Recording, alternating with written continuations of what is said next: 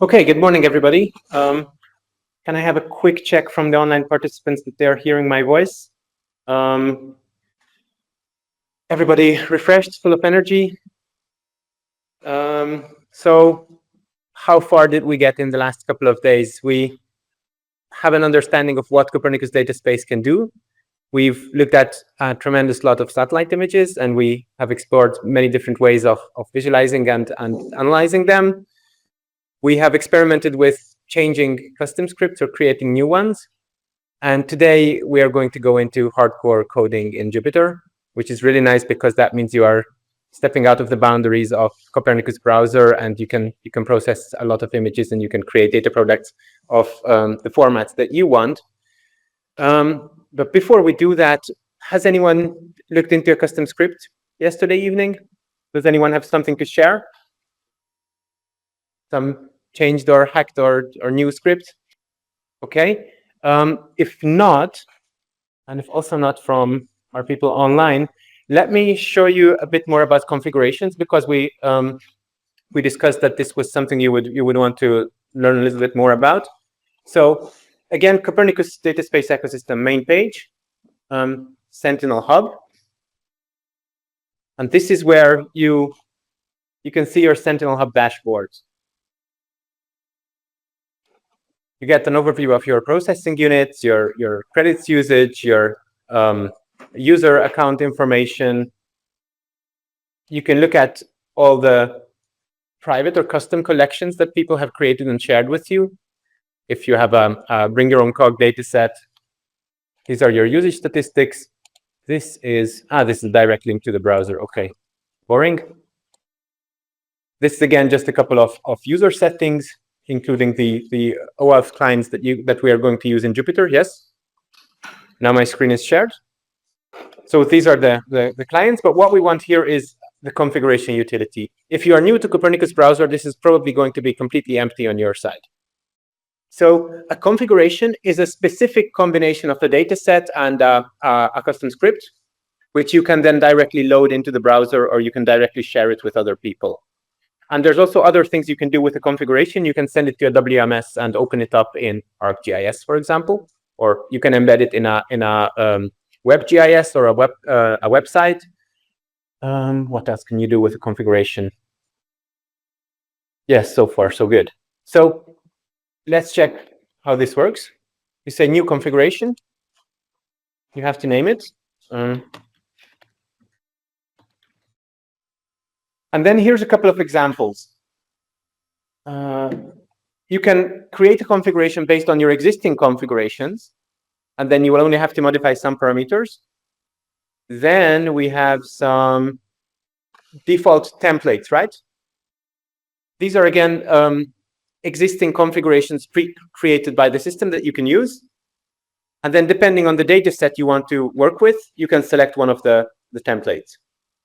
Or you can select the full WMS template, which allows you to do all the settings yourself. Let's do the simple one right now, okay?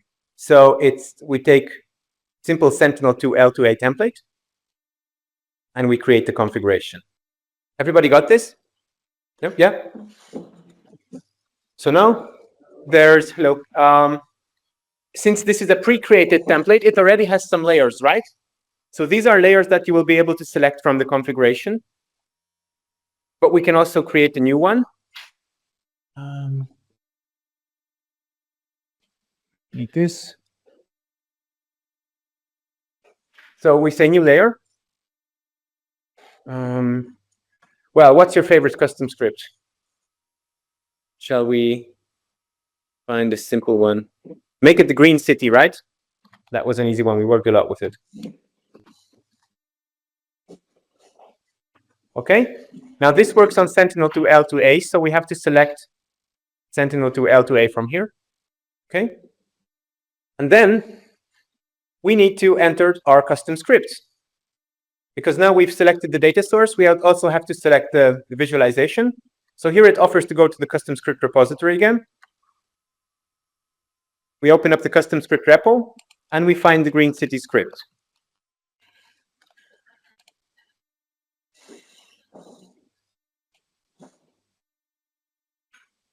Here we are. So what we do is we copy this script and we paste it in here in the editor. And we say set custom script. You got this? Is it working? So we just say save. And now our green city is here, right? So we have a custom configuration, which includes these default bands, but also includes the green city. And so now we can go open in Copernicus browser. And yes, look under the configuration toolbar here. We have all the different, we have the default theme. We have these themes and highlights. But down here, we have the configuration we just created. So we can click on it. And then if you go show latest data, I'm coming back, then you will see the layers that we created, including green city. Let me show this once more. Here's the configuration utility. So if you have all these layers, you should have this sidebar on the left. And then below that, you can just say open in Copernicus browser. And it's also possible to copy this to another account to share it with somebody. I think it's under user settings. Yes, here's my user ID, right? And my account ID. So if you know somebody's account ID,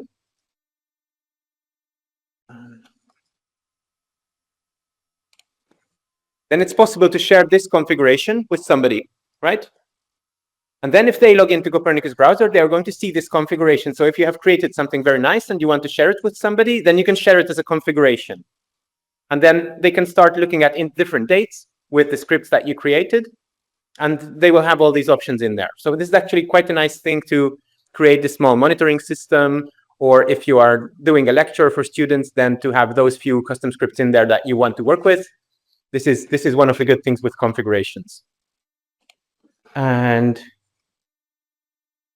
the other nice thing with the configuration is, if you just scroll down here, this is giving you service endpoint URLs. So if you click WMS here, you're getting a link. If I just paste this into the browser, I think nothing happens. This is just to make you see the URL. So it starts with Sentinel sh.jdspace.copernicus.eu, OGC, which is the Open Geospatial Consortium. They are the standards responsible for these interoperable GIS formats, WMS, and then an identifier. And if you have ArcGIS or QGIS, when you load a WMS service, it asks you for the URL. And so you can load this URL directly into your GIS software, maybe it will ask for your credentials, but then you are going to have this configuration inside your GIS software. So that's how to implement this. Okay, and then with this button, you can directly open in Copernicus browser. Now, we'll do this once more for a more complicated configuration with a bit more options. Let's go back to configuration utility, new configuration again.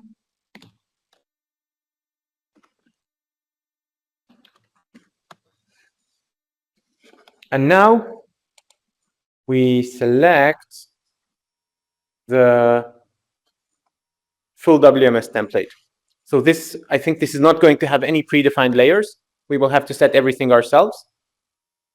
But this way you have a bit more flexibility in creating configurations.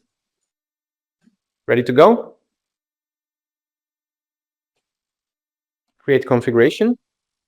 Okay. We're actually getting a lot more layers.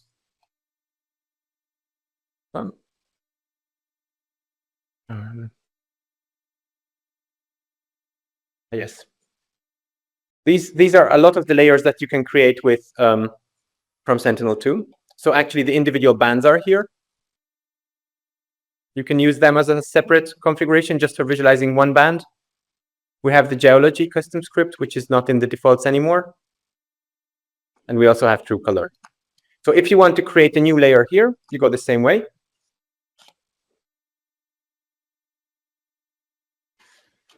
Let's see what's going to be our script for this one.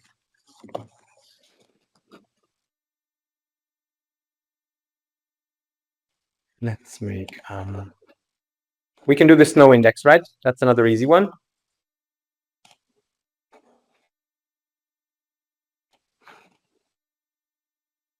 So you go to the custom script repo, you copy it.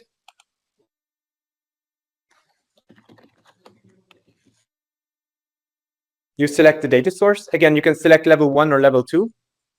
Normally, if you're working with a spectral index, you want level 2. And then you enter the script in the script editor here. If you don't want to edit scripts, what you can do is you select a band or one of the products, and then from these you can select one of the predefined visualization options. That's a bit easier than going with the custom script. You can even go NDVI, and then you can select grayscale or rainbow. So these are all options for visualization directly inside the configuration utility without doing the custom script. Set it back.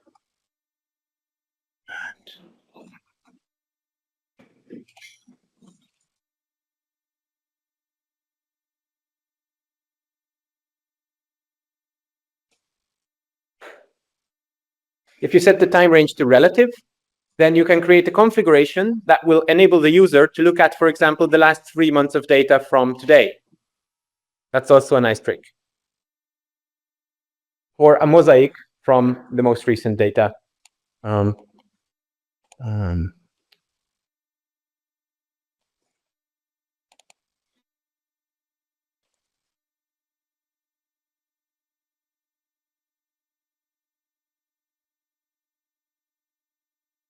And then you can open up this again in Copernicus browser. I set -2 weeks from -2 weeks, yes. Yes, if you type 2 weeks, it tells you that positive numbers are for the future, which is, yeah, weird. So from -2 weeks to 0 hours, and then it's the most recent 2 weeks. And then again, if I load a satellite image in my configuration,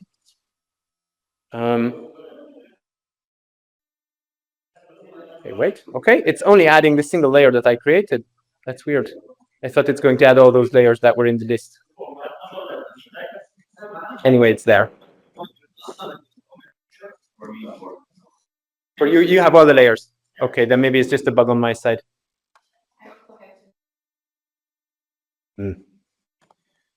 Okay, something to follow up with the front end guys.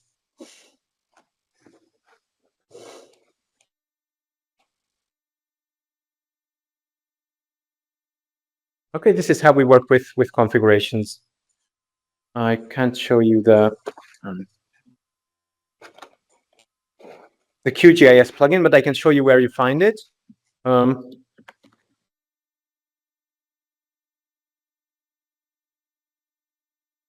So this is the online repository for QGIS plugins. You can also reach this inside QGIS from the plugins menu. And then here you go, Sentinel Hub. And here's the plugin.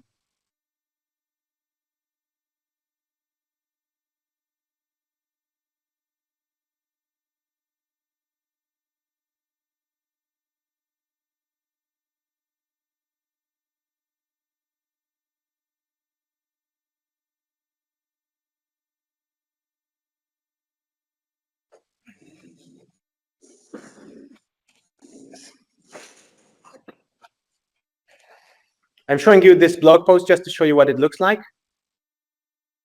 So you get this panel in the plugin, and there you will have the same calendar for selecting the satellite images, and you have a drop-down list for your configurations. So it's going to take the default configuration or the ones that you create. You can also select the service type, but typically you want WMS. And if you have several layers inside your configuration, you will be able to select them from the menu.